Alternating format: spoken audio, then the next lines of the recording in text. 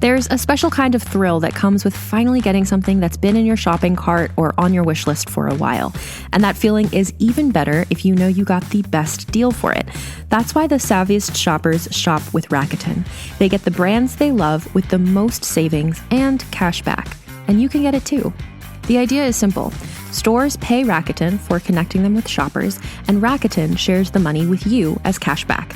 Start getting cashback at your favorite stores like Sephora, UGG, Levi's, and many more. Plus, Rakuten lets you stack sales on top of cashback, so you're not missing out on any other deals or rewards you might already be a part of. It's easy to use, and you get your cashback through PayPal or check. Download the free Rakuten app and never miss a deal. Or go to Rakuten.com to start getting the most bang for your buck. That's Rakuten.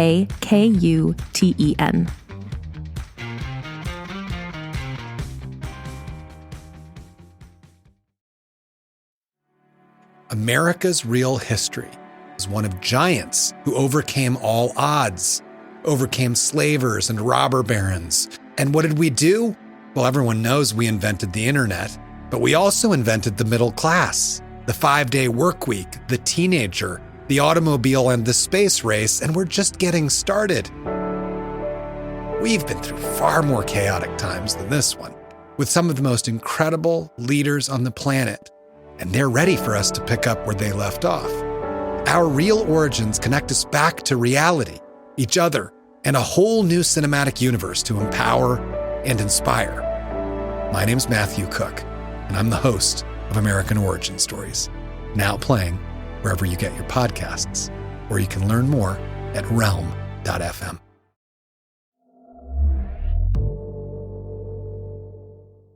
Well, I hope you have enjoyed listening to The Sisters here on Undertow.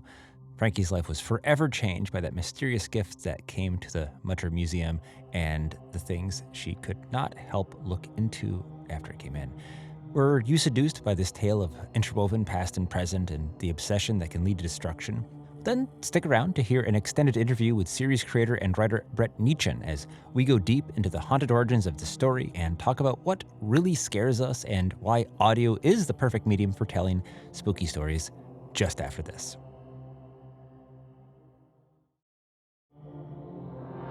Hey, this is Fred Greenhalgh, your host of Undertow, Realms podcast, delving into the weird and the wicked. Hopefully by now you've heard all that The Sisters has to offer, and if not, well, rewind in this season podcast feed and go on this thrilling ride, because I cannot guarantee this is going to be a spoiler-free chat. We're jumping in now with Brett talking The Sisters. Hey, and we're welcoming back Brett Neichen, the creator and one of the writers on The Sisters, our terrifying podcast here on Undertow. Brett, let's kick it off with this one. Why is audio such a wonderful medium when you're telling a scary story? All horror in general is a seduction, right? Like, stories are only scary if you ease someone into it, and there's a sense of intimacy, and you're lulling them into the dark. And in my opinion, what audio fiction, scripted podcasts, whatever the name is we're using for this medium, what it does better than movies, what it does better than books, what it does better than theater, is I think that if you write a really great fiction podcast, there's a sense of intimacy with the listener. There's a kind of seduction that can happen because they can listen to this wherever they are in the dark. They put their earbuds in. It's so personal. And so I think that horror and things that are scary are intrinsic fits for the medium. And this always inherently seemed like an interesting story to tell in audio because it was rich with history and science. And I find that people love listening to that sort of stuff unspooling. In terms of the dual timelines, telling a story that takes place in the 1950s and also the current modern day story in Philadelphia, I think that it works quite well. There's a lot of stories that are told with dual timelines, The Hours, The Red Violin. There's some classic examples in cinema that do it really well. I thought what was unique about this story is the past storyline is actually the substance of the present day investigation. Cool. Yeah, no, I think, this does something very unique where it has this sort of like analog feel of 1960s England, and it has sort of this like clean and sharp and modern feel for the modern day that aesthetically I think you as an audience member, you'll just learn the grammar, as it were, of the show pretty quickly. It's like this kind of storytelling that requires the audience to kind of invest on, knowing it's going somewhere, but feeling like there's that, yeah, like how do these things that may not seem interconnected at first connect later, and they do so in a really satisfying way. And I just love that sort of stuff because it asks something of you, but then by you investing in it, the reward is greater than if the storytelling was like just more, completely straightforward. Yeah, I mean, I think so. There's this whole debate within the people who care about audio fiction. It's still a fairly niche area, but do you present a show very simply that's very easy to follow, that people can kind of do their laundry as they're listening to it? Or do you want to try for something that requires a more intense listening experience and intense engagement? I can see arguments for both sides, but the first show that I wrote was called The Cipher from BBC Sounds, and that was incredibly ambitious. It was a globe-trotting young adult sci-fi adventure, and the whole time I was writing it, I assumed I would never get a chance to write, another audio show again, so I kind of didn't save anything for the swim back. I just threw everything at the wall, and somehow it seemed like people really enjoyed that. They enjoyed kind of the wildness of it and following the different threads and seeing how they link together. In my own experience, people really enjoy piecing things together and listening and re-listening and trying to, connect the threads for themselves. If pressed, I would always say go for something that is challenging, even though there can be, great shows that are made with a very simple linear story. Let's cut into some of the meat of just on the storytelling level. So one of the themes that we see in Sisters is these instances of history repeating itself and also tragedy occurring and enduring across generations. Do you want to talk about those themes and, kind of did they come organically, or are they something you connected as a writer, or kind of, how do you feel about some of those themes about loss and history? It's a good question because it's something that I have been thinking about. All horror stories are essentially history stories, right? In Poltergeist, they're living in a house that was built on top of a cemetery where the headstones were moved, but the bodies were kept underground. In A Nightmare on Elm Street, a group of parents kill this child killer, Freddy Krueger. And what happens? Freddy then comes back to haunt the dreams of the children of those parents who killed him. So every horror story, Get Out, for example, it's dealing with the history of race in America, right? So all horror is about the past haunting the present to some degree, even when you're going with like a schlocky B-horror film, Friday the 13th. Why are these kids being killed at the summer camp? Because 40 years ago, a little boy drowned when the counselors weren't watching him, right? So there's this inextricable bind between history and horror. And so The Sisters seemed like a really cool story that fit into that box. And it's not even so much that history is repeating itself, but that history is being lived out in the present. It's haunting the present. And in the case of both narrators in the two timelines, Frankie, who is the narrator of the present timeline, and Francis, who's the narrator of the past timeline, both of their lives sort of intersect in very surprising, interesting ways. And I hope that as people listen to the show, the timelines almost melt away and it becomes one propulsive narrative that's moving forward. And history and the present are completely tied. Well, that's a great segue to this next question, which was to really dig deeper onto our two point of view characters, Frankie and Francis. Very different people, very different situations. They both find themselves facing impossible things and in different ways. Do you want to talk about each of them and kind of their point of view in the world? Yeah, so Frankie, who I think I relate to the most, she's a millennial who's the curator of this museum of oddities. Deep down, she knows that it's a good job, but she saw herself somewhere else. She wants to be the curator of the Philadelphia Art Museum. And I think that's something that everyone can relate to. She's sort of not completely satisfied with the circumstances of her life, even though she has friends and a job and, things to be grateful for. She is going through a divorce. She's having some personal struggles with alcohol. She's someone who I think that everyone can relate to. But she has a hole in her heart from something that happened in her past. And I don't want to give away exactly what that is, but it deals with her family history.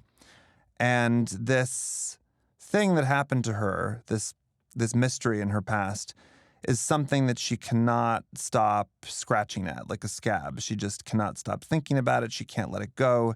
There's a scene where her ex-husband talks about how she would stay up late at night and tell stories about this person, this event from her past. And she can't let go of her own history, and she keeps digging. And that's ultimately what leads her into this nightmare that she finds herself in. And with Frances in the past storyline, I'm not so sure that Frankie and Frances are very similar, but Frankie is very similar to Thomas, who is the husband of Frances. Thomas Pollard in the script is a man who has a good life. He has a wife, and he has 2 kids, and he has a job at the factory, and he's doing well.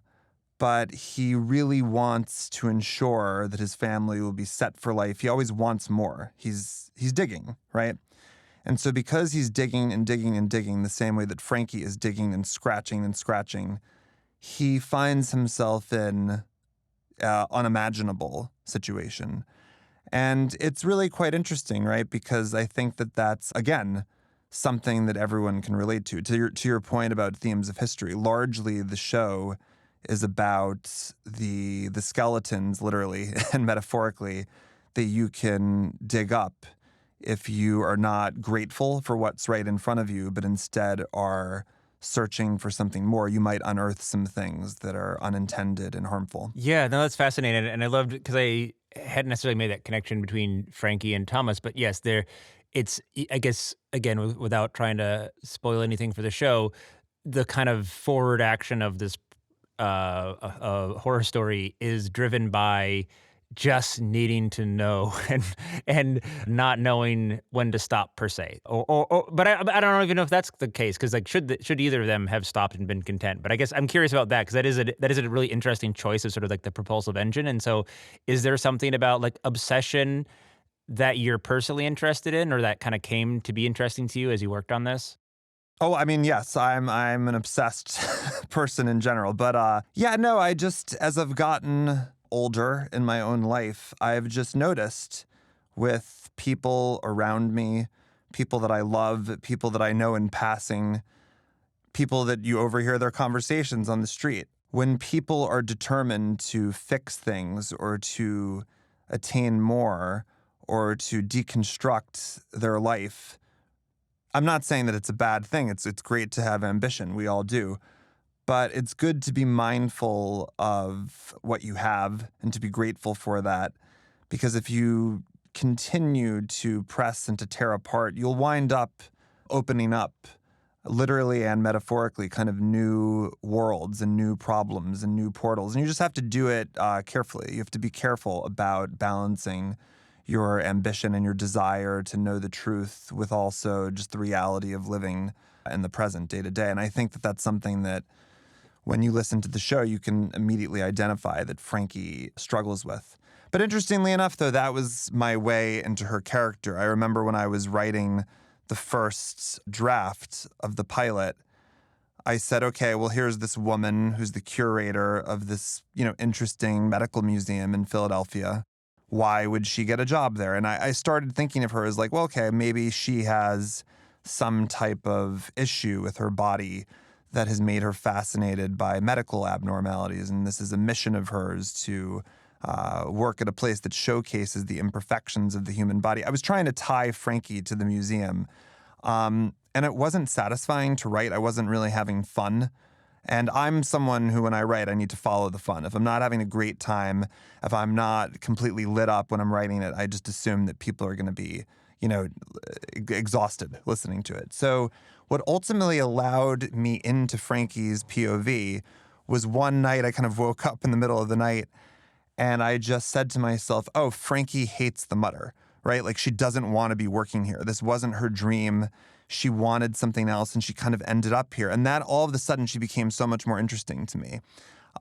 Maybe because that's more relatable, because I think that everybody who, has a job that they like, that, most of us think like, okay, I love this situation, but I wish it was one click to the right or to the left. And as soon as I kind of had that beat for her character, she doesn't like this museum, all of a sudden I fell in love with her and her circumstance. And a lot of things kind of naturally emanated from that one character beat. Amazing. Well, and I should say, the performance of Frankie is absolutely stellar. We have Mae Whitman in that role. We have Helen Baxendale, Emily from Friends, playing Frances, David Morrissey, a.k.a. the governor from Walking Dead, as the mysterious Mark Whitney. What was it like to hear these characters come to life in the performances? I mean, that's always the most fun part. When really talented actors like Mae and the rest of the cast start working with the material, it's really a joy. Like, once I started having work of mine produced, I kind of stopped thinking of myself as a solitary writer, and I kind of, in my own brain, switched my job description to I'm a party planner. Like, I'm writing this script for this really fun party that we're going to have, and people are going to get to bring it to life. And that's kind of how I think of every project now when I sit down to write it, is that this is just a launch pad for people to have fun. And it's also just like incredibly rewarding when actors who haven't done audio fiction get in the booth and they all have a great time.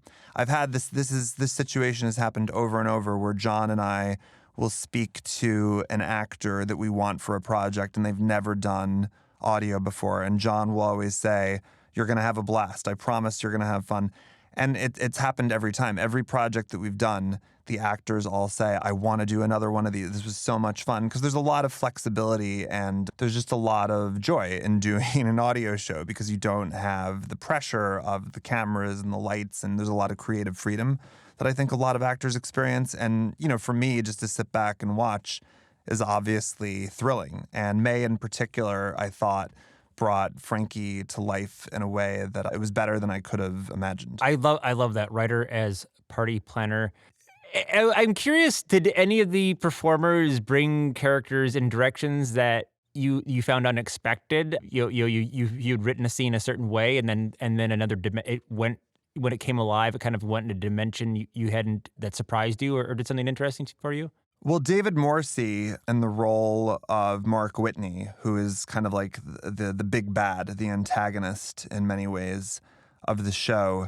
When you're writing a villain or someone that's sinister, you kind of always have this, I don't know, it's just because of years and years of consuming media, you have this idea in your head of the villain is going to be scary, right? With a deep booming voice and exaggerated mannerisms. And he played Mark in a very subtle way, which was way more terrifying than I had imagined. It's kind of like, I was just watching the other day randomly the It miniseries from I think it was made in the 80s or the 90s. Do you know this one? Yeah, that's the version of it I grew up on. Right. Both of us, me and you both. So what was interesting about watching it is I had seen the reboot, like we all did a few years ago, and I'm forgetting the name of who played Pennywise. One of the Skarsgård brothers, the very handsome, angelic-looking guy, he played Pennywise the clown. And in the reboot that just came out a few years ago, the clown looked terrifying, right? Like, he was a scary, scary-looking clown. When you watch the miniseries from the 90s, in that version of It, the clown is not intimidating. He looks like a clown that would be at a carnival or at a fast food restaurant. And I actually found that not only scarier, but more credible, because I was thinking, what little boy would walk up to a clown in a sewer that looks so terrifying, like in the reboot. But in the miniseries from the 90s, I totally buy into the fact that if the little boy saw this innocent-looking clown stuck in the sewer drain, that he would go and try to help him. And there is something, that whole Hannah Arendt idea of the banality of evil. There's something really terrifying in people who are subtle and manipulative and sinister. And I think that he brought that to Mark Whitney in a way that was really exciting and interesting. And it comes across really well. No, that's really really insightful, because I agree. It's just I think this is a great segue, because I wanted to get into like just sort of talking about the craft of horror and why us as humans are so obsessed with the macabre.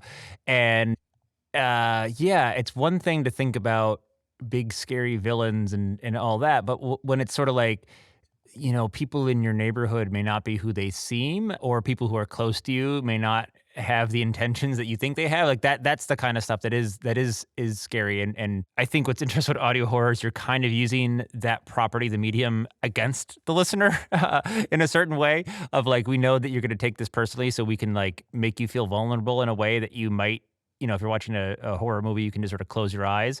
And so I guess I'm curious if there's any sort of specific juicy moments or things as a writer you were thinking about how to like really lean into the medium or even uniquely fit the audio format. Quite a few scenes where Frankie, this museum curator in Philly, is being sent these clues, these packages that deal with this past storyline. And one of the things that she receives are these old reel-to-reel analog tape recordings from back in the 1950s. And we always knew that these recordings would be a really cool part of the show. And I just love listening to them within the show. There's so many different kinds of recordings. And we use them to push the narrative, but they're also dropped in unique places, almost as just emotional cues that we keep on hearing. And I think that that's just super neat because we're dealing with a story that's inspired by real events, having these recordings, many of which hew very closely to the real stories that inspired them, there's a sense of reality that infects like the fictional landscape. And I think that makes it very unique. Amazing.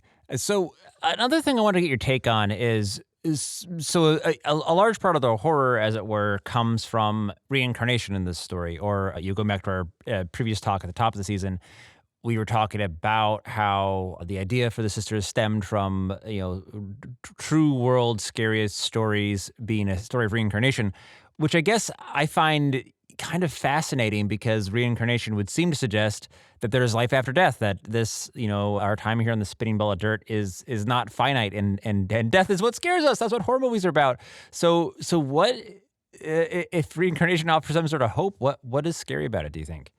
I can speak to my own experience. I don't know if it's going to touch on something more universal, but I think, as someone who can acknowledge that he has an ego and is always aware of it, I think that we like to think of ourselves, people probably like to think of themselves as very special and as unique and as having an identity that's consistent. Because when you really break it down, like if you're in the dark and you're asking the question, who am I? If you really kind of push far enough, you ultimately land in this place where you're essentially just a collection of memories. That's who you are. You are your experiences, and you are the things that you have thought, the things that you have done. And so ego plays a big part in that. The ego houses your entire life experience. And so I think that people are very fixated with this idea that there is a constant self, which is eternal. It was there before we were born. It's going to be there after we die. And when you get into reincarnation, even though, like you said, it's kind of fun to think about coming back as an eagle or an interesting wild animal, it kind of steps on the idea that we are this unchanging ego. It kind of makes us dissolve into this soup of humanity and living organisms that we could come back in a variety of ways. There really is no permanent self. That can be liberating from a Buddhist perspective, right? But it's also really scary because I think that everybody loves their life and loves the moments that they cherish with other people, with family, and no one wants to think that is just going to dissolve and go away. And even though reincarnation is super fun to think about, it could be depressing or scary to people to think about that. In the sisters, it's kind of interesting because the two new set of twins that are born, they retain some of the memories of their deceased siblings, which is, at the same, it's beautiful, I guess you could say in a way, but it's also incredibly, incredibly horrifying And it raises a lot of interesting perennial philosophical questions about who we are and what is our purpose and do we have an eternal soul. And there's almost sort of this monkey paw-esque quality to, careful what you wish for, which I guess is also true, going back to our talk about obsession. You keep asking questions, but you might get answers to the questions that are not what you wanted. So I'm curious whether, the consequences of search, if that's also part of what makes it scary to you.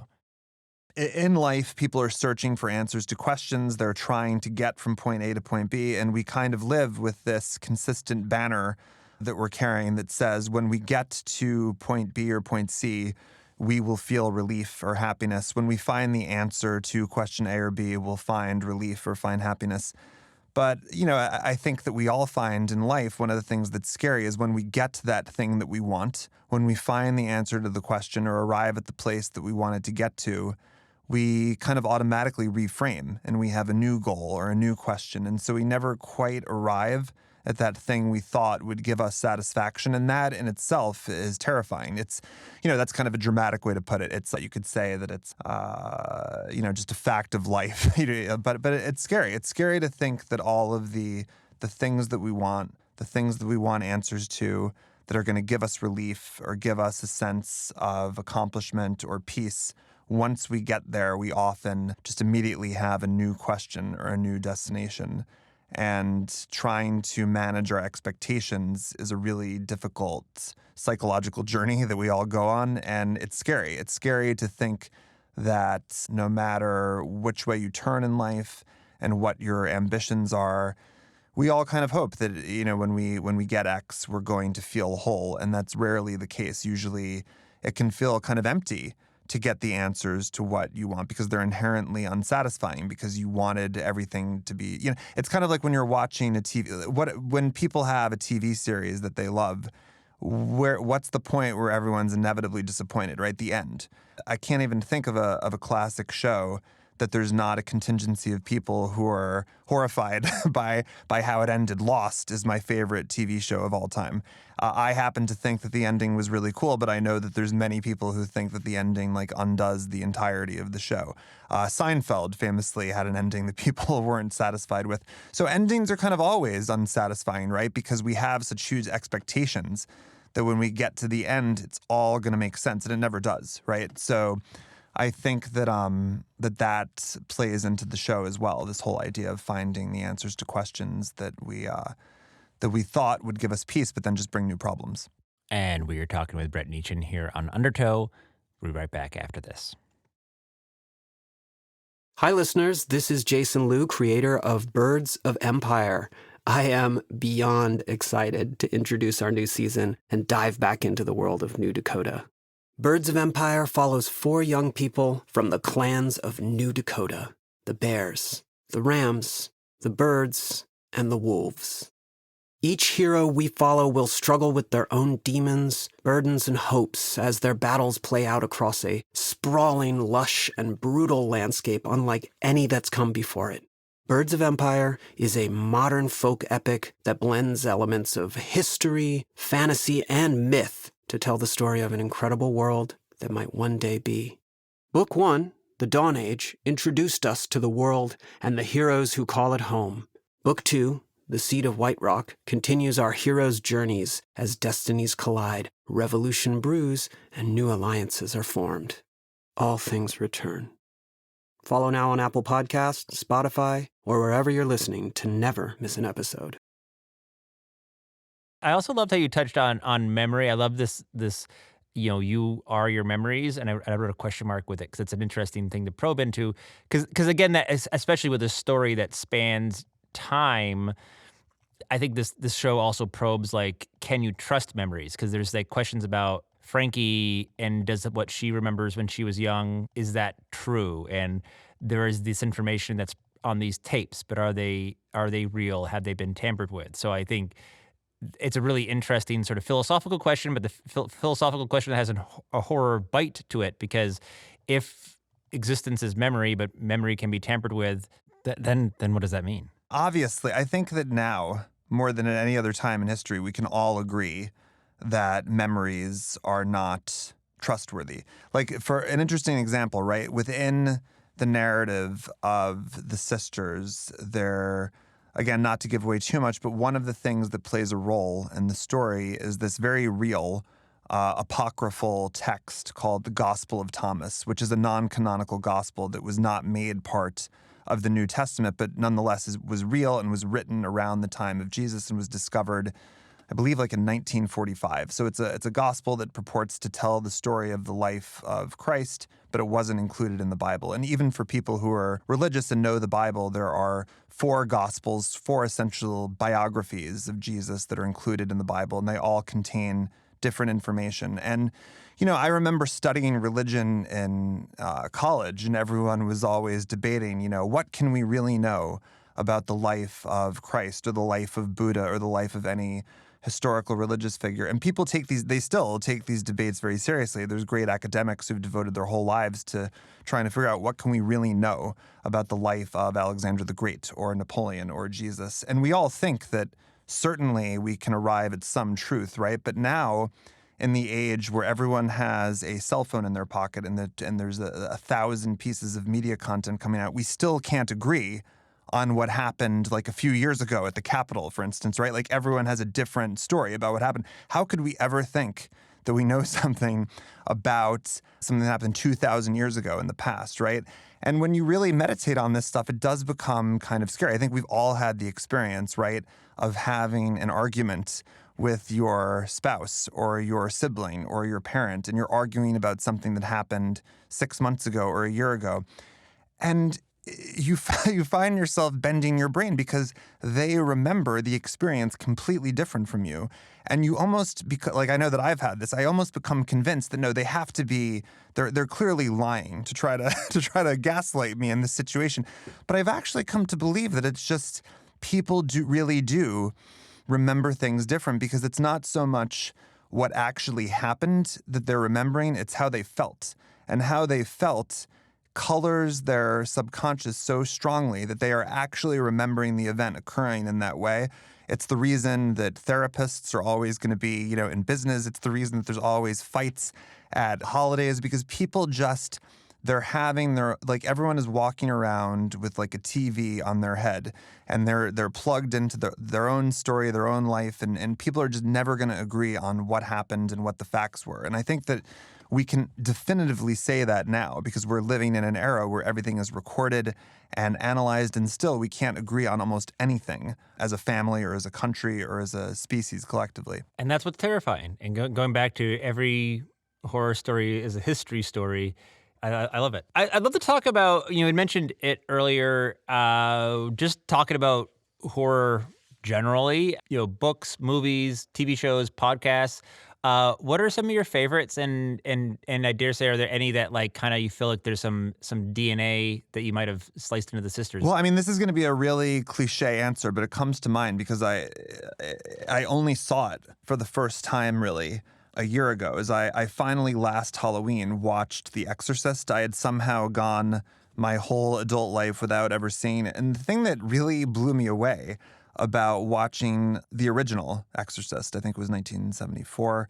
That is a slow burn movie, And what's so incredible about it is it works as a drama, even if you didn't have the horror. It's so interesting. It's working on so many layers, but the performances and the subtlety of the acting and the filmmaking it was kind of shocking to watch it, right? Because we've become so accustomed. I think we alluded to this earlier. Horror films now are largely about going into a theater and having your senses kind of shocked, right? Like jump scare.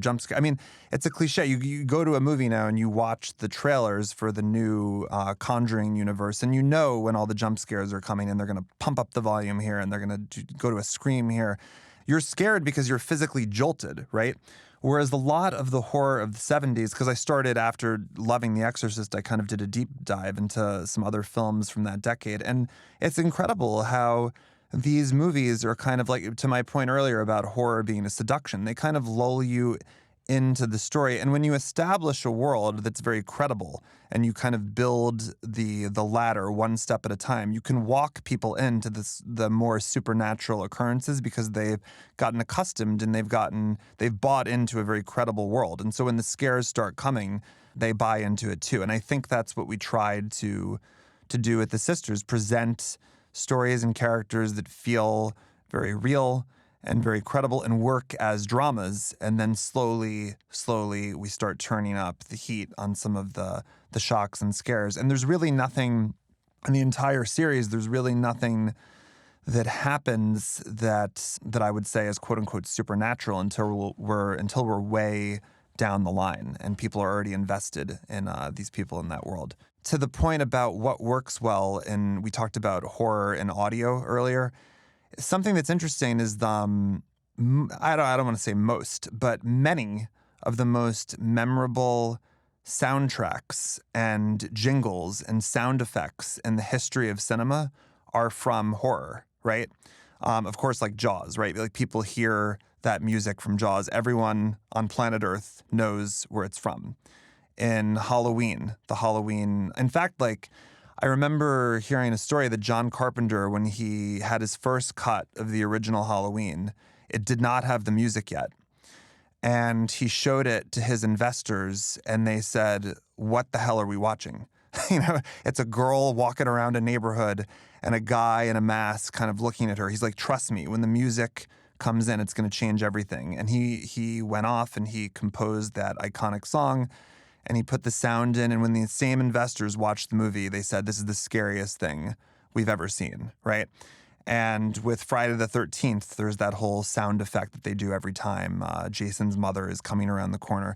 So there is this tradition in horror films of the sound being particularly important and a key part of the narrative, which again, I think lends audio is a great medium for horror. There's a fantastic YouTuber named Rob Ager. I believe his channel is called Collative Learning, and he's a film analyst and just really, really entertaining guy. And he talks about horror quite a bit, analyzing horror movies. Brilliant channel you should check out. And he did a list of his top, I think it was his top 25 or 50 horror movies of all time. I was just listening to this a few weeks ago, and his number 2 and his second favorite horror movie of all time was Alien. And his number 1 horror movie of all time was The Thing, John Carpenter's The Thing. Now, both of those movies are, they're horror. I guess you could also say they're sci-fi adjacent. But what was interesting is when I was listening to his analysis of why those two movies, Alien and The Thing, are so scary, is he said something interesting. He said you could watch those movies without the screen. You could just listen to them. And the breathing of the characters, the terror that the people are feeling is more real than in any other horror films that he had ever seen. I thought that was so interesting that he zeroed in on the sound. And of course, we have The Quiet Place that was really, a huge hit recently. So yeah, there's something interesting going on with how sound seems to be such a natural home for horror. Do you have a guess on why that's so? I think that music and sound goes directly to your heart in a way. When you see something, well, I suppose if you see something very beautiful, it affects you in a lot of ways too. But there is something about sound that it's a jolt to the senses and it's very emotional. Music is universal, right? Like you can listen to music from any part of the world and you can know nothing about that culture. You don't even have to understand what people are saying. The music can be in a different language, but it could still have like a profound impact on you. There's that, I believe they're an Icelandic band, Sigur Rós. And their lyrics are all like a mix of gibberish. Like they're not even singing in a real language. They're kind of making up their own language. But the music is so emotionally affecting, depending what mood you're in. If you're feeling depressed, their music might make you cry. If you're feeling happy, you're gonna feel like uplifted.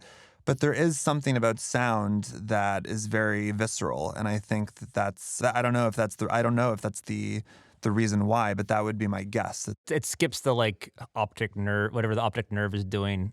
So this might be, kind of a funny question because we're sitting here talking about horror movies, but why do we do this to ourselves, Brett? Like what sort of deep thing, whether therapeutic or traumatic, does horror content, these kinds of stories bring to us? Why are they so popular with people, do you think? Part of it is that it's a simulation, right? Like I think that being afraid is fun. It gives you like a jolt of adrenaline, and I think that when you experience it through a movie, it allows a safe environment to experience it through. I also think there's this is just my own working theory, but I feel that part of the reason that we like to watch scary movies or true crime is because it gives us a feeling of relief that, okay, no matter what I'm facing in my life, at least I'm not in that circumstance, being chased by someone in the woods. Yeah, you've sort of alluded to, like, one of my pet theories is, like, the thing about horror movies is that there is so many rules in them, and so there's a little bit of like, yeah, I would survive this movie because I would have known not to like break the sort of unwritten rules of what this movie has. Like, I wouldn't have gone off into that basement, or I wouldn't have wandered off in the woods.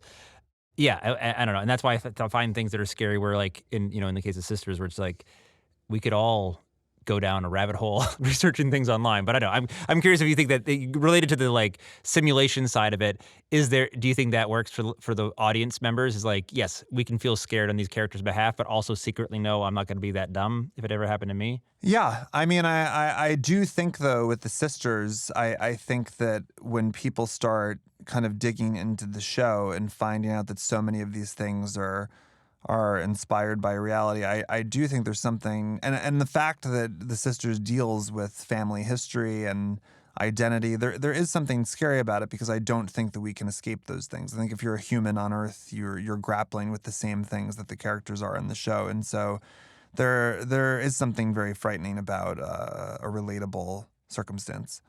Terrifying. Thanks so much for your time here, Brett. It was great having you. We love the Sisters. Can't wait to see what you're up to next. Yeah, this was fun. And that was Brett Neichen, the creator and writer of the Undertow season you've been listening to, The Sisters. Sad to say, we will be leaving the gritty streets of Philadelphia next time, but there are more dark things waiting for you in the Undertow. Catch you next time.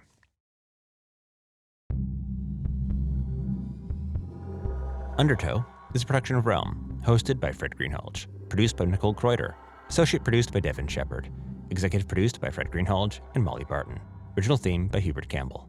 Find more shows like Undertow by following Realm on Apple Podcasts, Spotify, or at realm.fm. Realm is your portal to another world. Listen away.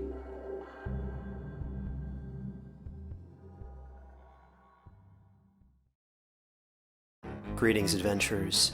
Today we're excited to introduce you to a new story, Dark Dice, a horror podcast that blurs the line between actual play and audio drama, where the story is determined by the roll of the dice.